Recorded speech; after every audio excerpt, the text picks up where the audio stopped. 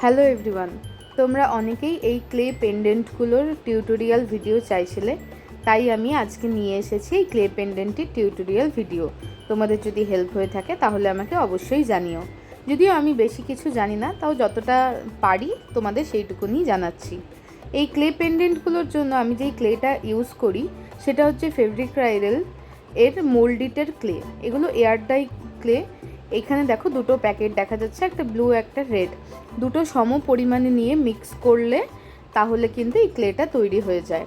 কিন্তু একটা জিনিস মাথায় রাখতে হবে, ক্লেটা যেহেতু এয়ার ড্রাই ক্লে, এটা কিন্তু খুব তাড়াতাড়ি শক্ত হয়ে যায়, তাই যতটা পরিমাণ দরকার ঠিক ততটুকু কেটেই কিন্তু ইউজ করতে হবে।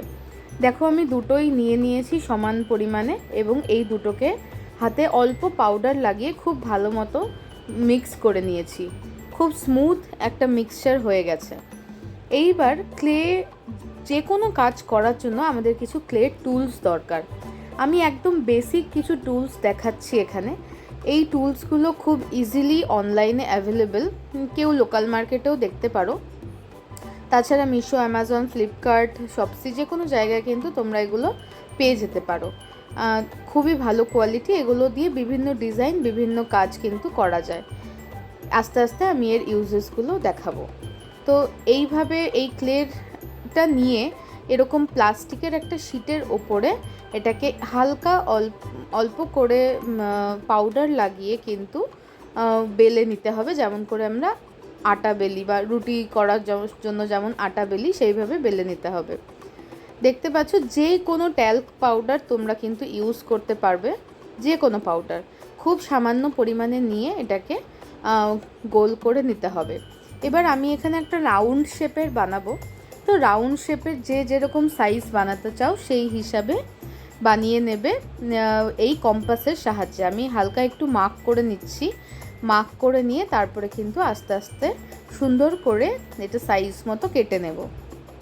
কাটার সময় খুব পারফেক্টলি কাটতে হবে এমন কোনো বিষয় নেই, মোটামুটি কেটে নিলেই হবে, কারণ কাটার পরে আরও তোমাকে ভালো করে ফিনিশ করতে হবে। আমি হচ্ছে খুব একটা বেশি কিছু জানি না, এই দিকে আমারও নতুন পথ চলা, কিন্তু আমি যেহেতু এই ধরনের কাজ করতে ভালোবাসি, তার জন্য আমি যতটুকু পারি সেইটুকুনি তোমাদেরকে দেখাচ্ছি। তোমাদের যদি সুবিধা হয় তাহলে সেটা আমার খুবই ভালো লাগবে, এবং কারুর যদি কোনো রকম হেল্প লাগে তাহলে তোমরা কিন্তু আমাকে মেসেঞ্জার বা কমেন্টে জানাতে পারো। এখানে দেখো এই টুলসটার সাহায্যে আমি কিন্তু সাইডটা খুব ভালো মতো কেটে নিয়েছি, এবং মাঝখানেরটাও কেটে নিলাম।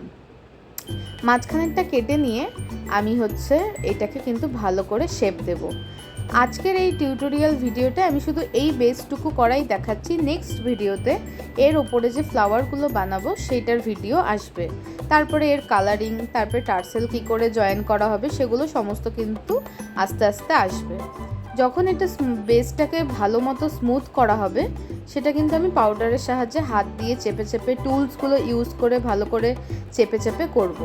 এখানে দেখো থিকনেসটা তোমাকে মাথায় রাখতে হবে, বেশি পাতলা বা বেশি মোটা করলে চলবে না। যেহেতু ক্লে অনেকটা ভারী হয়, তাই বেশি মোটা করলে বেশি ভারী হয়ে যাবে, আবার বেশি পাতলা করলে কিন্তু ক্র্যাক হওয়ার সম্ভাবনা থাকে, কারণ যখন শুকাবে এটাতে ক্র্যাক হওয়ার একটা সম্ভাবনা থাকবে। তাই মোটামুটি মিডিয়াম মোটা রেখে সেই হিসাবে কিন্তু বেসটা তৈরি করতে হবে। বেসটা তৈরি হয়ে গেলে যে কোনো একটা এরকম শুকনো ব্রাশ বা টুথব্রাশ, শুকনো, বা তোমরা হচ্ছে যদি মাস্কারা ইউজ অনেক পুরনো হয়ে গিয়ে যখন ব্রাশটা যখন থেকে যায় সেটাও ভালো করে ধুয়ে পরিষ্কার করে ইউজ করতে পারো। এটা কি করে, এটা হচ্ছে বেসটাকে হালকা একটা রাফনেস দেয়। এভাবে করলে রাফনেস আসে বেসের মধ্যে। তাহলে কি হয়, যখন আমরা কালার করি কালারটা খুব সুন্দর করে এটার মধ্যে বসে। যদি একদম প্লেন বা স্মুথ হয়ে যায় তখন কিন্তু ভালো মতো রঙটা বসতে চায় না। তার জন্য বেসটা অবশ্যই একটু এই ধরনের করতে হবে। তো আজকে এই বেসটা এইভাবেই বানানো দেখালাম।